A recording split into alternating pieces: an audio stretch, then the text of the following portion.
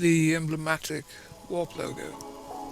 This was a company founded around 1994 in Japan by the late Kenji, and given the recent and sad news of his departure, I found it proper to honor his memory with a brief playthrough of what is his most internationally renowned game, D. Like so many adventures of its day, it blended elements of the traditional graphical adventure, or better yet, within the hypercard tradition, with what also became quite dominant a solution, as was introduced by Trilobite with their games Seventh Guest and 11th Hour, though of course with a very great difference, which is apparent since the first moment here. A small context here: the character Laura is entering the Los Angeles hospital. This is present day, despite the somewhat gothic timbre of the scene, and she was asked by the authorities to reason with her father, a doctor in this facility, who has barricaded himself and allegedly began murdering several from the hospital staff. So thematically it's very current, I'm afraid. And I would like to underline the following. The what you see at the moment is perhaps one of the first instances in video games where a character is composed artificially to a degree of detail which enables her to express complex emotion. And I remind you that at the time the dominant approach was to film actors against the blue screen, but Enno, fearless as he was, he wanted something more. He wanted to seize the potential of computer graphics, and even though all of this is pre-rendered, it did give a very good insight as to what the future of games would be. Nowadays it's customary to hear from star designers such as David Cage or Peter Molyneux how crucial it is to have characters of this complexity and of so ample an emotional range. And even so, in 1995, Kenji was already venturing into this largely uncharted territory.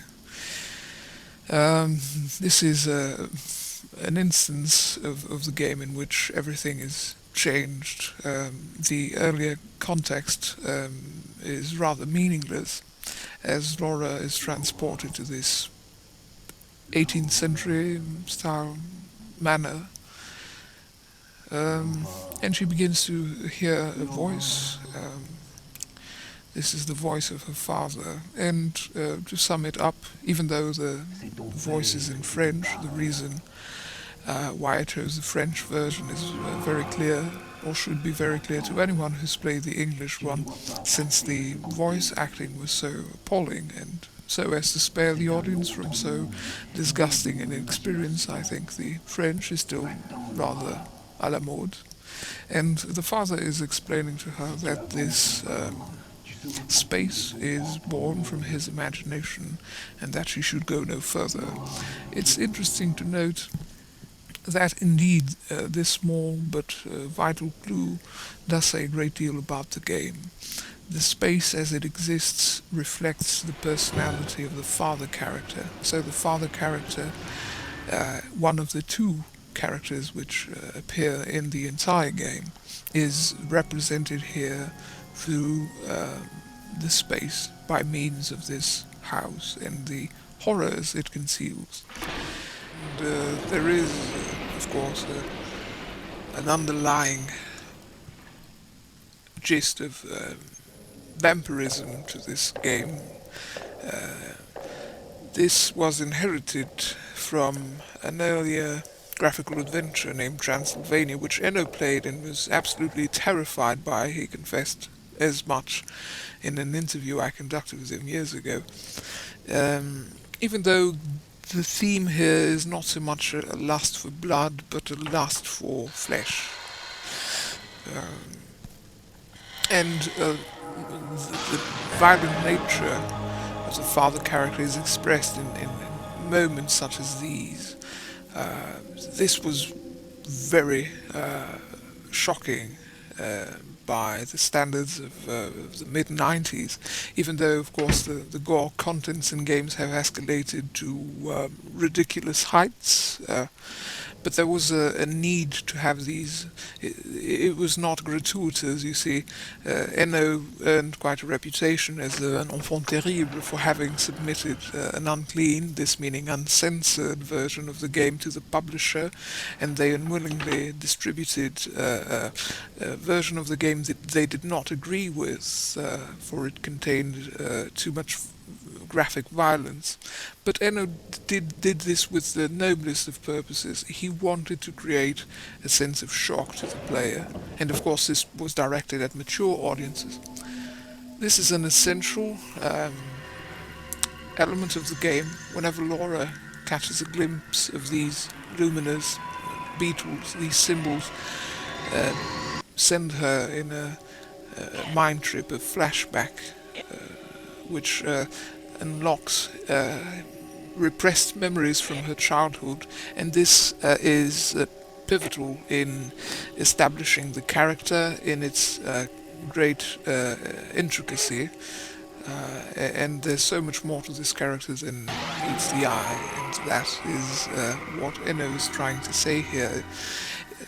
To a point where the finding of items and the solving of riddles and puzzles are but superficial aspects of the adventure. Enno was a natural-born storyteller. He wanted to convey something, and the message was more important to him than the means.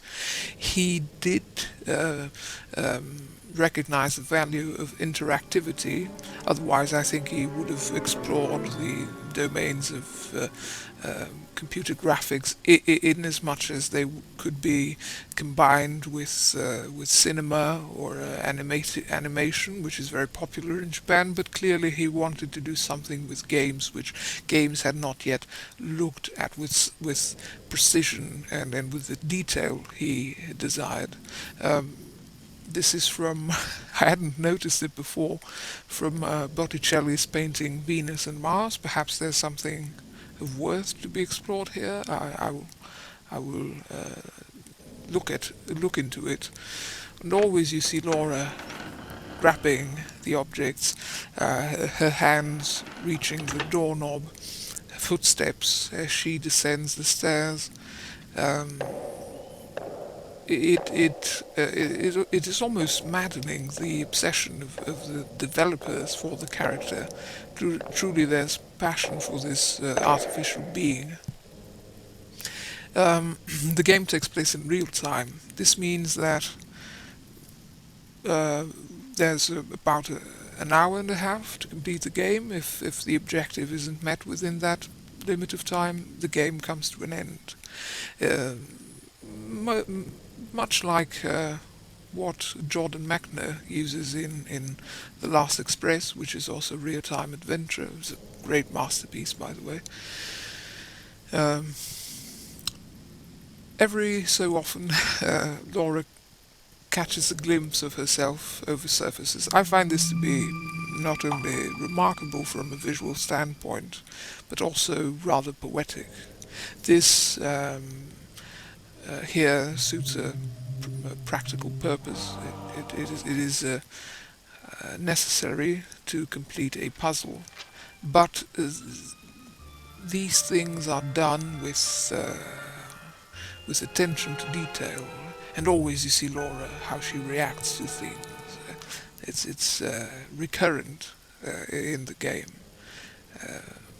And as I see it, it's what sets it apart from its similars at the time.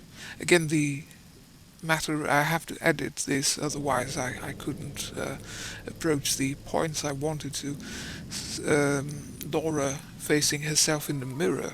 Even today, in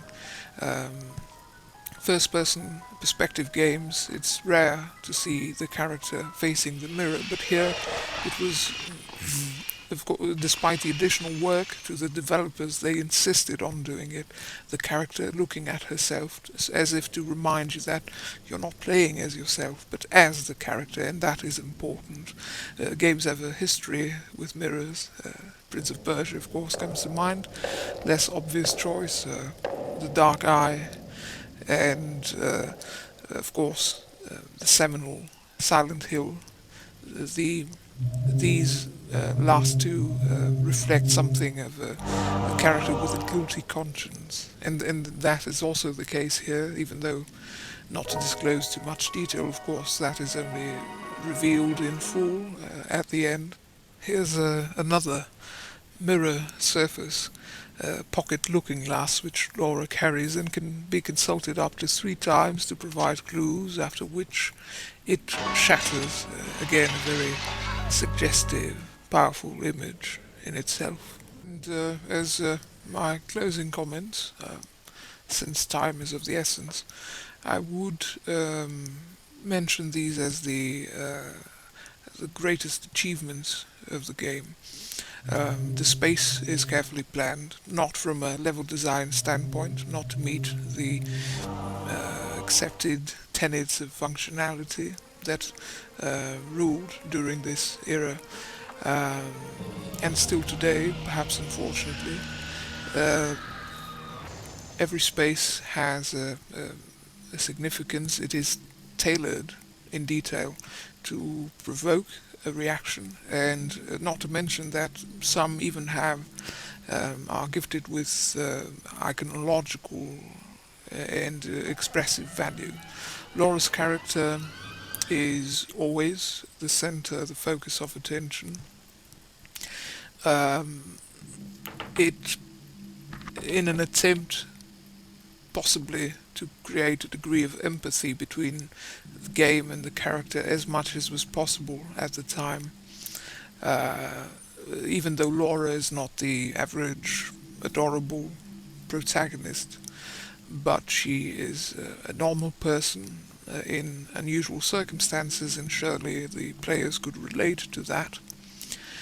And this dynamic alone is very advanced for its day, and provided significant contribution to an expanding, ever-evolving medium, not one solely concerned with fun or entertainment, but rather seeking to expand itself into a more stimulating and thought-provoking state of existence.